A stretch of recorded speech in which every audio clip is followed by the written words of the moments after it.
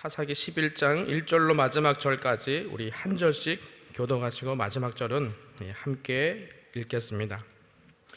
길르앗 사람 큰 용사 입다는 기생이 길르앗에게 낳은 아들이었고 그도 아들들을 낳았더라. 아내의 아들들이 자라매 입다를 쫓아내매 그에게 이르되 너는 다른 여인의 자식이니 우리 아버지 집 기업을 잊지 못하리라 한지라.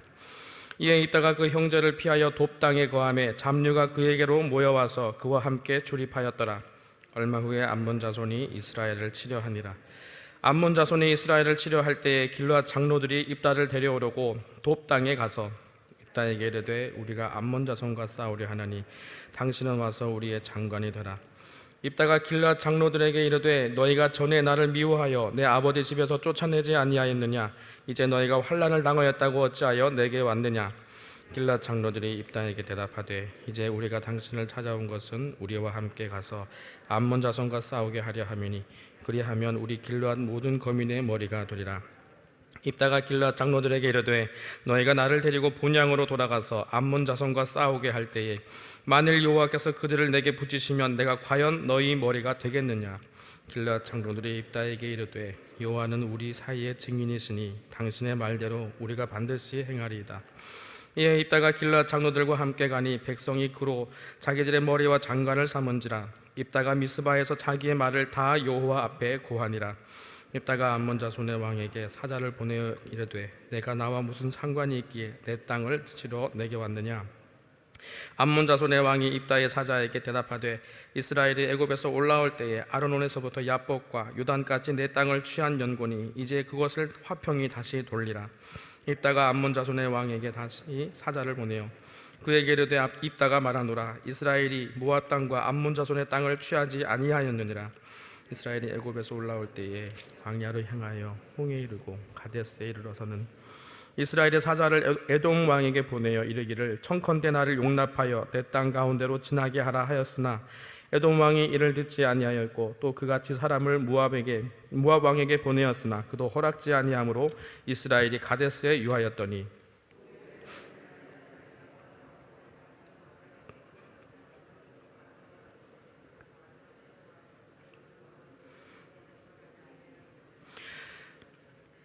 이스라엘의 헤스본 왕 곧 아모리 왕 시온에게 사자를 보내어 그에게 이르되 청컨대 우리를 용납하여 당신의 땅으로 지나 우리 곳에 이르게 하라 하였으나 시온이 이스라엘을 믿지 아니하여 그 지경으로 지나지 못하게 할 뿐 아니라 그 모든 백성을 모아 야하스에 진치고 이스라엘을 치므로 이스라엘의 하나님 여호와께서 시온과 그 모든 백성을 이스라엘의 손에 붙이심에 이스라엘이 쳐서 그 땅 거민 아모리 사람의 온 땅을 취하되 아르논에서부터 야포까지 광야에서부터 요단까지 아모리 사람의 온 지경을 취하였었느니라. 이스라엘 하나님 여호와께서 이같이 아모리 사람을 자기 백성 이스라엘 앞에서 쫓아내셨거늘 내가 그 땅을 얻고자 하는 것이 가하냐? 내 신 그 모스가 내게 주어 얻게 한 땅을 내가 얻지 않겠느냐? 우리 하나님 여호와께서 우리 앞에서 어떤 사람이든지 쫓아내시면 그 땅을 우리가 얻으리라. 이제 내가 모압 왕 십볼의 아들 발락보다 나은 것이 있느냐? 그가 이스라엘로 더불어 다툰 일이 있었느냐? 싸운 일이 있었느냐? 이스라엘이 헤스본과 그 향촌들과 아로엘과 그 향촌들과 아르논 연안에 있는 모든 성읍에 거한 지 300년이여거늘 그동안에 너희가 어찌하여 도로 찾지 아니하였느냐? 내가 내게 죄를 짓지 아니하였거늘 내가 나를 쳐서 내게 악을 행하고자 하는도다. 원컨대 심판하시는 여호와는 오늘날 이스라엘 자손과 암몬 자손의 사이에 판결하시옵소서 하나 암몬 자손의 왕이 입다에 보내어 말한 것을 듣지 아니하였더라. 이에 여호와의 신이 입다에게 임하시니 입다가 길르앗과 므낫세를 지나서 길르앗 미스베에 이르고 길르앗 미스베에서부터 암몬 자손에게로 나아갈 때에 그가 여호와께 서원하여 가로되 주께서 과연 암몬 자손을 내 손에 붙이시면 내가 암몬 자손에게서 평안히 돌아올 때에 누구든지 내 집 문에서 나와서 나를 영접하는 그는 여호와께 돌릴 것이니 내가 그를 번제로 드리겠나이다 하니라. 다가 암몬 자손에게 이르러 그들과 싸우더니 여호와께서 그들을 그 손에 붙이시매 아롤에서부터 민닛에 이르기까지 20성읍을 치고 또 아벨그라밈까지 크게 도륙하니 이에 암몬 자손이 이스라엘 자손 앞에 항복하였더라. 입다가 미스바에 돌아와 자기 집에 이를 때에 그 딸이 소고를 잡고 춤추고 나와서 영접하니 이는 그의 무담 동료라. 입다가 이를 보고 자기 옷을 찢으며 가로되 슬프다 내 딸이여 너는 나로 참담게 하는 자요 너는 나를 괴롭게 하는 자 중에 하나이로다. 내가 여호와를 향하여 입을 열었으니 능히 돌이키지 못하리로다. 딸이 그에게 이르되 나의 아버지여, 아버지께서 여호와를 향하여 입을 여셨으니 아버지 입에서 낸 말씀대로 내게 행하소서. 이는 여호와께서 아버지를 위하여 아버지의 대적 암몬 자손에게 원수를 갚으셨음이니이다. 아비에게 또 이르되 이 일만 내게 허락하사 나를 2달만 용납하소서. 내가 나의 동무들과 함께 산에 올라가서 나의 처녀로 죽음을 인하여 애곡하겠나이다. 이르되 가라 하고 2달 위안하고 보내니 그가 그 동무들과 함께 가서 산 위에서 처녀로 죽음을 인하여 애곡하고 2달 만에 그 아비에게로 돌아온지라. 아비가 그 서원한 대로 딸에게 행하니 딸이 남자를 알지 못하고 죽으니라. 이로부터 이스라엘 가운데 규례가 되어 이스라엘 여자들이 해마다 가서 길르앗 사람 입다의 딸을 위하여 나흘씩 애곡하니라. 아멘. 오늘 날짜 효와 행복입니다. 제목은 환경을 극복하는 믿음입니다. 중심 구절을 함께 읽겠습니다. 내 신 그모스가 내게 주어 얻게 한 땅을 내가 얻지 않겠느냐. 우리 하나님 여호와께서 우리 앞에서 어떤 사람이든지 쫓아내시면 그 땅을 우리가 얻으리라. 아멘. 입다는 보잘것없는 기생의 몸에서 태어났다는 이유로 배다른 형제들에 의해 고향에서 쫓겨나는 수모를 겪는다. 그는 형제로부터 버림을 받아 이방 땅인 돕에 거했는데 거기에서 큰 용사로서의 자질을 갖추게 되었다. 입다의 명성은 암몬으로부터 위협을 받는 길르앗 백성에게 전해졌고 길르앗 장로의 간청으로 다시금 고향으로 되돌아오게 된다. 입다는 이제 길르앗의 머리가 된 것이다. 입다는 암몬과 전쟁을 시도하기 전에 먼저 아르논 강에서 야복강까지 요단 동편의 영토권을 놓고 암몬 왕과 담판을 벌인다. 입다는 암몬 왕과 논쟁함에 있어 과거 이스라엘이 출애굽하여 가나안에 정착하기까지 이방 나라를 침범한 적이 없으며 오히려 충돌을 염려하여 먼 길로 돌아갔던 사실을 상기시킨다. 그리고 이스라엘이 가나안 입성을 위해 평화적으로 아모리 땅을 통과하려 하였으나 반격을 당했기 때문에 그들을 물리치고 요단 동편 지역을 차지했음을 강조한다. 이는 요단 동편이 아모리 족속으로부터 빼앗은 곳으로 암몬 족속과 무관한 땅임을 주장한 것이다. 그러나 이 같은 주장은 받아들여지지 않았다. 입다는 암몬 족속과 전쟁을 치르게 되었고 하나님의 신이 함께한 입다가 승리하게 되었다. 우리는 입다를 통해 자라온 환경이 인간의 모든 것을 결정하는 것은 아니라는 교훈을 얻을 수 있다. 입다는 불우한 환경에도 불구하고 하나님의 권능의 손길이 그에게 임하자 위대한 인물로 민족의 구원자로 세움을 받게 되었다. 이처럼 하나님의 능력은 우리가 처한 모든 환경을 극복하며 뛰어넘게 하신다. 아멘. 여러분, 긴 본문이라 여러분 내용은 설명드리지 않겠습니다. 여러분들이 내용을 다 잘 아실 것이라 전제하고 말씀을 시작하겠습니다. 입다 이야기는 여러분들이 읽어보셨겠지만 참 기괴하고 이상합니다. 이런 이야기를 읽으면서 드는 의문은 과연 여기에서 우리가 교훈거리를 어떻게 찾을 수 있을까 하는 것입니다. 우리가 보기에는 입다는 신앙이 좋아 보인다거나 본받을 만한 점이 잘 보이지를 않습니다. 그런데도 히브리서 11장에는 입다가 믿음의 조상 가운데서 버젓이 등장하고 있는 것을 보게 됩니다. 입다 이야기는 이해하기가 쉽지 않습니다. 왜 그런가 하면은 사건들이 꼬여 있어서 그 의미가 무엇인지 그 시대 사람들에게조차도 감춰져 있었기 때문입니다. 5절을 보시면 암몬이 이스라엘을 치려할 때에 길르앗 장로들이 입다를 데려오려고 돕 땅으로 찾아가는 것을 볼 수 있습니다. 이 대목부터가 심상치 않은데 왜 그런지 제가 말씀을 드리겠습니다. 이스라엘 전 역사를 통해서 보면은 하나의 중요한 흐름이 있습니다. 그것은 이스라엘에 생기는 어떤 사건도 인간적인 힘으로 풀리지 않게 되어 있다는 것입니다. 이 사실이 아주 중요합니다. 이스라엘 백성은 그들에게 일어나는 어떤 사건도 그들 자신의 힘으로 해결하는 것이 아니라 하나님의 손으로 풀리는 것을 경험했습니다. 그리고 이스라엘에 생기는 문제는 그 자체로 자연현상이나 어떤 인위적인 문제가 아니라 항상 하나님께서 그들에게 주시는 메시지였습니다. 늘 보면 이스라엘 백성에게 어려움이 생기는 이유는 뭐냐면 그들이 하나님을 배반했기 때문입니다. 그러면 언제나 하나님 앞에 돌이켜서 그들의 신앙을 회복하는 것이 해결의 열쇠가 되었던 것입니다. 그러면 이제 하나님은 이스라엘을 어떻게 회복시키시고 또 그런 어려움 가운데서 어떻게 구원해내실까? 이것을 이제 생각해 보아야 할 줄 믿습니다. 그런데 지금 암몬 자손이 이스라엘을 치러 온 이 사건도 정치적으로나 군사적으로 풀 수 있는 문제가 아닙니다.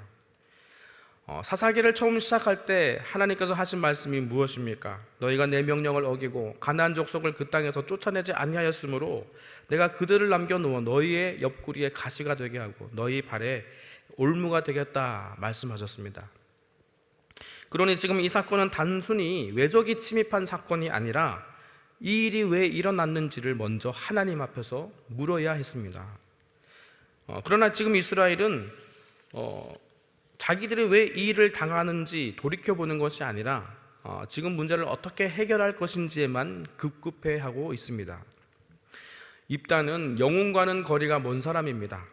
지도자가 될 자질도 부족했습니다. 왜 그런지는 뒤이어 나오는 일을 보면 알 수 있습니다. 30절에서 31절입니다. 그가 여호와께 소원하여 가로되 주께서 과연 암몬 자손을 내 손에 붙이시면 내가 암몬 자손에게서 평안히 돌아올 때에 누구든지 내 진문에서 나와서 나를 영접하는 그는 여호와께 돌릴 것이니 내가 그를 번제로 드리겠나이다 하니라. 아멘. 이 소원을 보시면 입다의 그 신앙 수준이 그리 높지 않은 것을 우리가 알 수 있습니다. 하나님은 인신제사를 혐오하십니다. 그런데 그걸 입다는 모르고 있죠.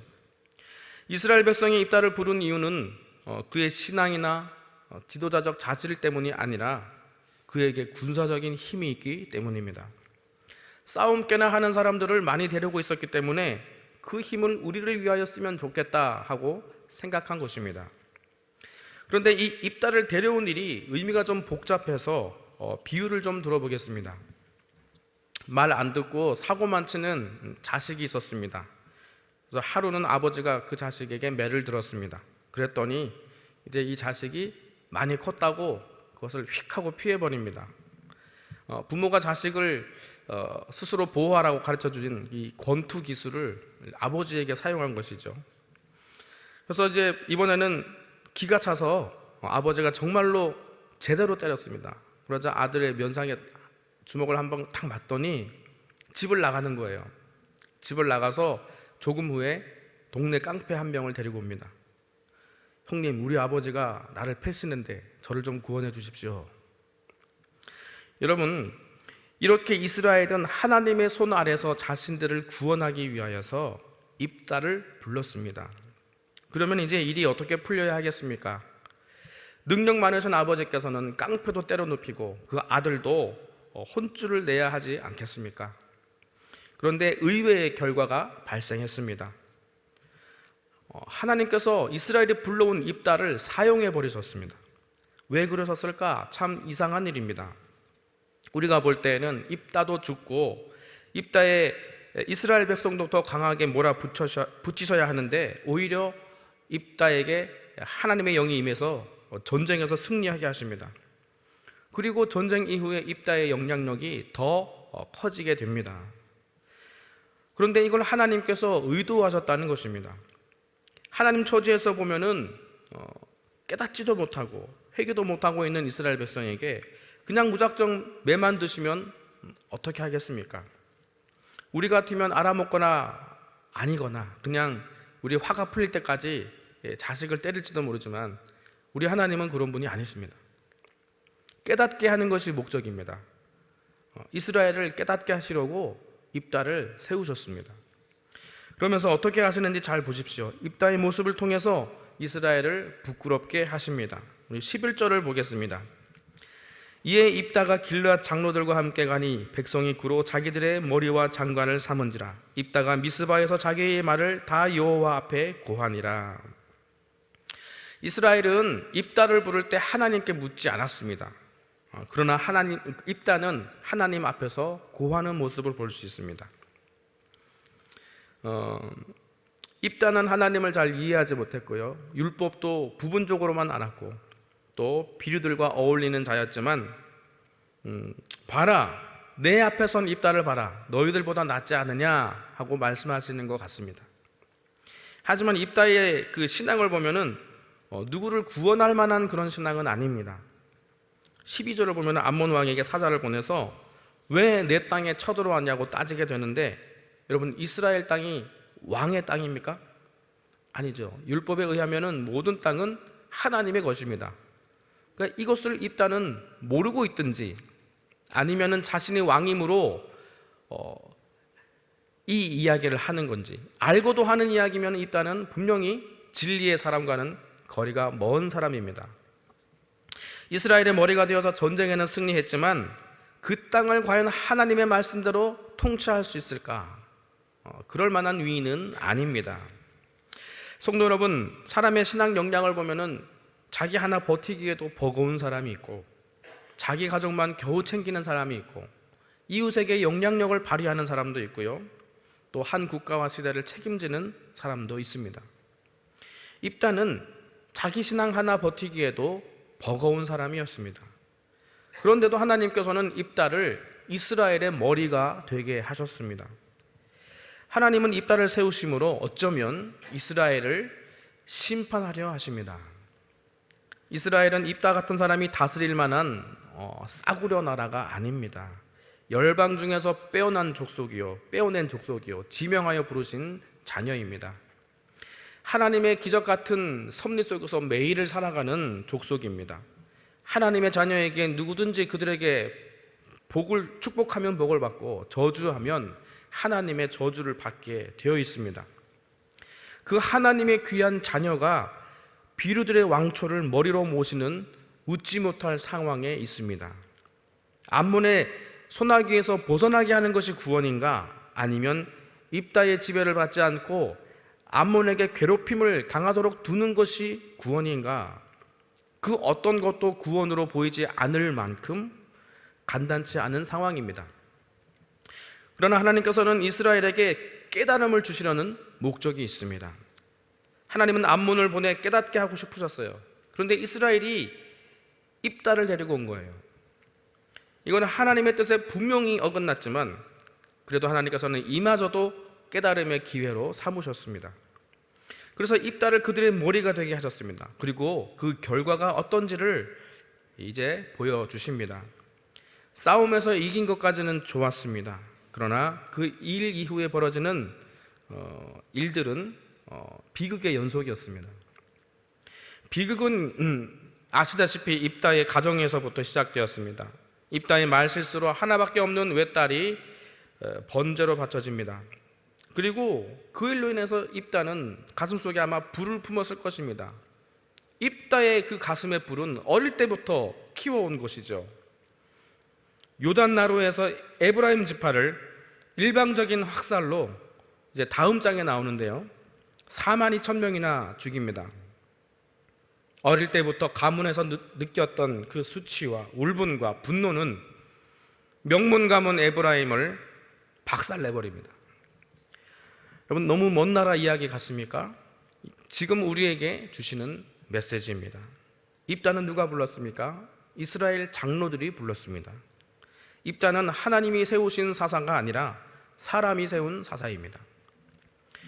그들의 시도가 보기 좋게 실패했으면 좋았겠지만 하나님께서는 오히려 성공하게 하셨습니다. 하나님이 그들을 구원하신 것일까요?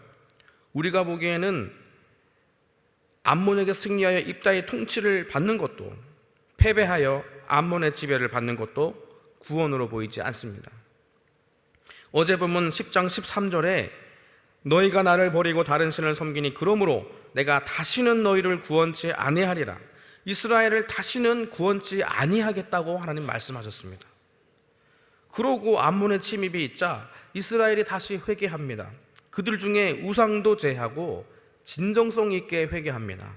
그랬더니 어떻게 하십니까? 16절에 이스라엘이 자기 가운데서 이방 신들을 제하여 버리고 여호와를 섬기며 여호와께서 이스라엘의 곤고를 인하여 마음에 근심하시니라.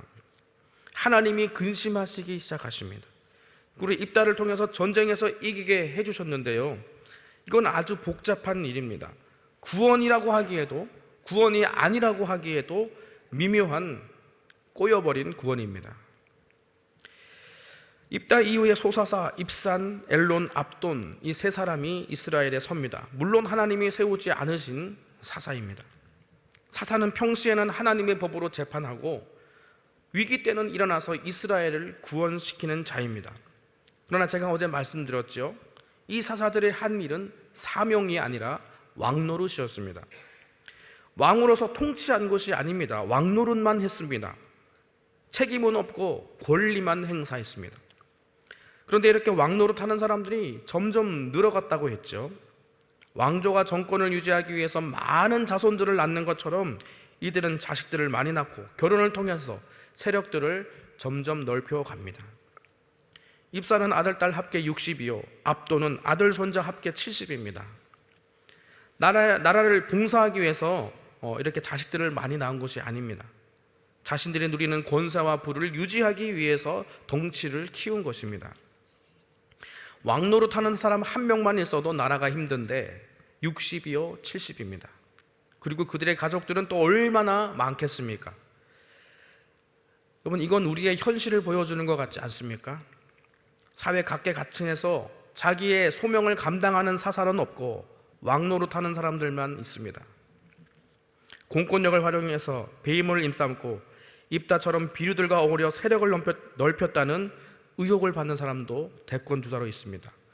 그리고 공권력을 활용해서 조직을 사유화해서 주식 조작 등 또 여러 문제로 수사선상에 올라와 있는 그 사람도 지금 강력한 후보로 올라와 있습니다. 여러분, 온 나라에 분노와 절규가 가득하고 대통령 뽑을 사람이 없다고 탄식하는 이 현실을 여러분, 사사기가 정확히 비춰주고 있는 것 같지 않습니까?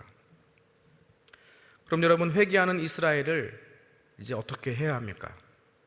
건져주지 않으려니 하나님 마음이 타들어가고 그들이 회개하니 하나님 마음에 근심이 가득합니다. 우리의 회개가 하나님 마음에 시원한 회개가 아니라 근심만을 더한다면은 이제는 우리가 하나님 앞에서 무엇을 더할 수 있겠습니까? 회개에는 하나님의 구원을 강제할 권한이 없습니다. 회개했으니 용서해달라고 요구할 아무런 권리가 없습니다. 하나님이 이 시대를 어떻게 구원하여 하셔야 하겠습니까? 우리의 회개에 하나님은 근심하고 계십니다. 어쩌면 진실한 회개일수록 하나님의 속내는 더 복잡해지십니다. 그때는 진정성이 있었을지 모르지만 금세 변해버릴 얄팍한 회개입니다. 하나님은 어떤 응답으로 이 시대를 구원하실까요? 어쩌면 이 시대에 베푸시는 구원도 입다를 통한 구원처럼 꼬여버린 구원일지도 모르겠습니다. 구원이 어쩌다가 이렇게 되었으며 회개가 어떻게 하다가 이렇게 되었습니까? 사랑하는 성도 여러분, 우리는 코로나가 빨리 물러가기를 기도하고 있지만 저는 잘 모르겠습니다. 우리가 아무런 변화가 없는데도 이 코로나가 물러가 버린다면 이것이 하나님의 구원일까요? 저는 의문을 거둘 수가 없습니다. 코로나가 물러가면 구원입니까? 그리고 대통령이 누가 되면 그게 구원이 될까요? 코로나가 물러가도 누가 대통령이 되어도 다가올 비극은 지금도 충분히 예견되고 있지 않습니까? 사랑하는 성도 여러분, 말씀을 맺겠습니다. 이 상황을 우리 하나님께서 어떻게 풀어가실까요? 우리는 알 수 없습니다. 우리는 하나님의 구원을 다 알 수 없고 어쩌면 알 필요가 없을지도 모릅니다. 그리고 모르는 게 꼭 나쁘지만은 않습니다. 설교자는 모르는 사실은 그냥 신비의 영역으로 남겨놓아야 합니다. 미래는 하나님의 주권의 영역으로 남겨놓아야 하는 것입니다. 하지만 우리가 아는 분명한 사실 하나는 이 문제는 하나님만 푸실 수 있다는 것입니다. 이스라엘의 역사를 통해서 우리는 이것을 확인하고 또 인정합니다. 또 분명한 사실 하나는 하나님은 반드시 우리를 변화시키시다는 것입니다. 미래를 앞두고 여러분 두려움을 가질 필요는 없습니다. 오히려 당황스러운 상황들이 올 것을 예견해야 합니다. 그리고 어떤 순간에도 우리 하나님을 신뢰해야 합니다. 우리의 약함과 실패를 두려워하지도 마십시다. 하나님은 우리의 어리석음을 드러내시지만 또한 분명한 깨달음도 주실 것입니다. 하나님을 신뢰하되 입다와 같은 해결책은 의지하지 맙시다. 분명해 보이는 해결책일수록, 단순한 해답일수록 그것은 하나님의 뜻에서 벗어날 확률이 큽니다. 하나님의 손길을 신뢰하며 깨닫게 하실 메시지에 청종합시다. 이것이야말로 미래를 준비하는 가장 지혜로운 현명한 지혜일 것입니다. 이 지혜로 다가오는 세대에서도 흔들림 없이 믿음의 길로 가시는 저 여러분 되시기를 주님의 이름으로 축원드립니다. 기도하시겠습니다. 고마우신 아버지, 회개의 능력도 어쩌면 회개의 모양마저도 잃어버린 우리의 완악함을 봅니다. 우상을 제거하는 진실한 회개의 모습에 오히려 하나님이 근심하시니 몸둘 바를 모르겠습니다. 어찌 회개해야 할지, 어디서부터 시작해야 하나님께 돌아갈 수 있을지, 우리도 이따와 같은 마음은 있으나 무지할 뿐이오니 긍휼히 여겨 주시옵소서. 그러나 믿습니다. 우리는 어리석으나 하나님은 지혜로우심으로 다시 깨달음을 허락하실 줄 믿습니다. 무한한 경륜으로 우리를 변화시키시고 예수 그리스도의 의로 덧입히시고 결국에는 하나님의 기쁨과 자랑이 되게 하실 줄 믿습니다. 믿음의 주여, 또 온전케 하시는 주님, 순간순간 닥쳐오는 이 땅의 일들로 인해서 좋아했다가 슬퍼했다가를 반복하지 않는 심지가 견고한 자가 되기를 원합니다. 주신 깨달음을 항상 무겁게 여기고 하나님의 인도와 손길을 신뢰하는 믿음을 우리에게 더하여 주시옵소서. 우리 소망 되신 예수 그리스도 이름으로 기도하옵나이다. 아멘.